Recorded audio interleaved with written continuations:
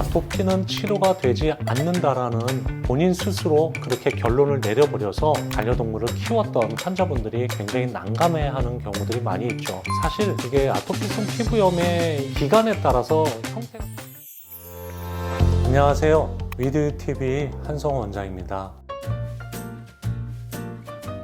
아토피라고 얘기하면은 특징적인 증상들이 있죠. 접히는 부위에 나타난다든지 가려움을 특징적으로 가지고 있다든지 형태를 보게 되면 아토피성 습진이라 그러는 것처럼 약간 습진의 형태를 가져요. 이제는 워낙 인터넷에도 사진들이 올라와 있기 때문에 대조해 보다 보면 아토피라는 것을 정확하게 알 수가 있죠. 거기에 참고를 한다라면 가족 중에 뭐 아토피 질환뿐만 아니라 다른 알레르기 질환을 좀 가지고 있는 가족이 있다라든지 그 다음에 몸이 더워지거나 이럴 때 더 심하게 가렵다든지 이런 것들을 살펴보게 되면 아토피가 아닐까 일반인들도 충분히 추측할 수 있죠.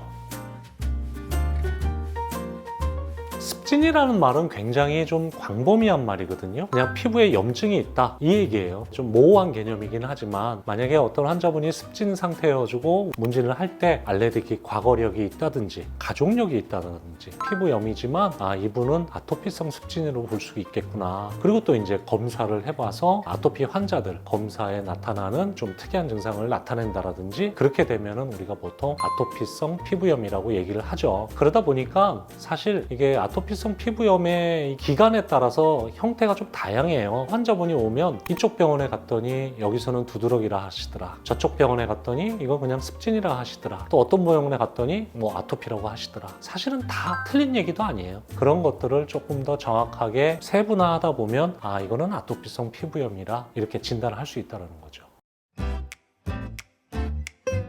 반려동물에 대한 알러지는 음식이나 이런 알러지에 비해서는 조금 더 강한 경향이 있어요. 왜냐하면 살아있는 동물이잖아요. 계란이나 우유나 이런 거는 생명력이 없는 거기 때문에 그렇게 강하지 않은데 반려동물에 대한 알러지는 굉장히 강한 반응들을 일으키게 되죠. 그러다 보니까 알러지가 있는지 모르고 강아지나 고양이나 반려동물을 키웠던 환자분들이 굉장히 난감해하는 경우들이 많이 있죠. 사실 이론적으로 따지면은 격리를 시키는 수밖에 없어요. 파양을 한다든지 이런 식으로 완전히 분리를 해도 강아지나 고양이가 그 공간에 살았던 영향이 몇 개월을 간다라고 얘기할 정도로 굉장히 강하거든요. 근데 이제는 반려동물이 단순 동물이 아니라 이제 완전히 가족같이 되어버리기 때문에 어떻게 하는 게 참 쉽지 않죠. 어쩔 수 없이 같이 지내야 된다라면 예를 들면 그런 거죠. 본인의 방에는 못 들어오게 한다라든지 잘 때는 반드시 공간을 분리한다라든지 사람이 없을 때는 가급적 환기를 시켜서 계속 그런 원인에 대한 털이나 각질이나 비듬 침이나 이런 것들을 수시로 좀 청소를 하면서 환기를 시키면서 이렇게 하는 게 가장 기본이죠. 그런 걸 하지 않으면서 알러지는 심한데 키우고 싶다라면 굉장히 좀 힘든 상황이 될 수밖에 없어요. 그러면 치료를 통해서 우리가 기대할 수 있는 효과는 예를 들면 그런 거죠. 원인이 되는 물질이 0에서 10 중에 예전에는 1, 2만 있어도 내 몸에서 그거에 대해서 굉장히 민감하게 반응을 할 수가 있어요. 한방적인 치료, 그런 치료를 통해서 몸 안에서의 면역 기능이 안정이 되면 그런 거에 대한 민감도가 훨씬 떨어지게 되죠. 그렇게 되면 우리가 어떤 걸 기대할 수 있는가 하면 아까도 말씀드린 것처럼 1, 2 정도에만 노출이 돼도 증상이 심하게 올라왔던 것들이 한 7, 8 정도 돼도 몸에서 그렇게 민감하게 반응하지 않는다라는 거예요. 몸 안에서의 면역 체계를 안정시키는 치료라는 것이 굉장히 중요한 치료의 일부가 된다라는 겁니다.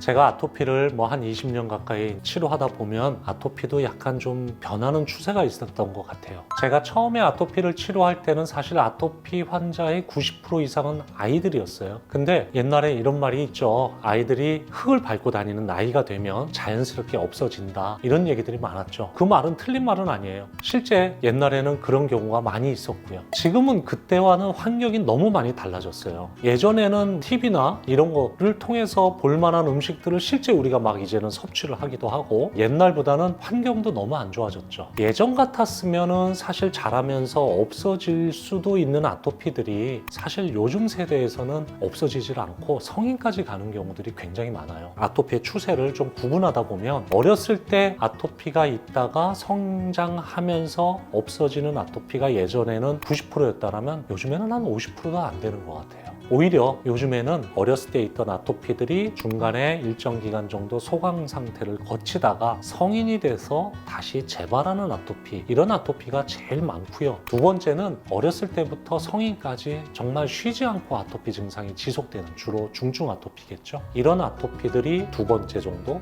되지 않을까 싶고요. 최근에 한 3, 4년, 한 5년 이때부터 많아지기 시작한 아토피의 형태는 어렸을 때 아토피도 한 번도 없었고 그동안 성장하면서 아토피라는 걸 한 번도 경험해 보지 않았는데 성인이 돼서 갑자기 아토피가 생기는 거죠. 심지어는 나이가 70, 80 된 할아버지가 대학병원이나 이런 데서 아토피 진단을 받고 오세요. 옛날 같았으면 사실 보기 힘든 그런 케이스들인데 요즘에 상황들이 그렇게 많이 바뀌었다는 거예요. 그러다 보니까 어떤 스트레스나 과로에 대해서 과도하게 노출이 되다 보니까 우리 몸 안에서의 그런 면역 반응들이 더 민감하고 더 강하게 나타나는 경우가 많아진 거죠. 저희가 아토피 환자분들이 저희 병원에 올 때 좀 안타까운 것들이 좀 있는 경우가 있는데요. 아토피 증상이 굉장히 심한데도 불구하고 아토피는 치료가 되지 않는다라는 본인 스스로 그렇게 결론을 내려버려서 치료를 적극적으로 하지 않는 분들이 있습니다. 그때그때 증상만 관리하는 그런 식의 치료만 해왔지 이걸 근본적으로 한번 치료를 해보고 싶다라는 생각을 하지 않는 분들이 의외로 많이 있습니다. 지금 이 영상을 보시는 분들 중에 본인이 아토피 증상이 굉장히 심하거나 가족 중에 아토피를 심하게 앓고 있는 가족이 있다면 근본적인 치료는 얼마든지 충분히 가능하기 때문에 절대로 희망을 잃지 않았으면 좋겠습니다.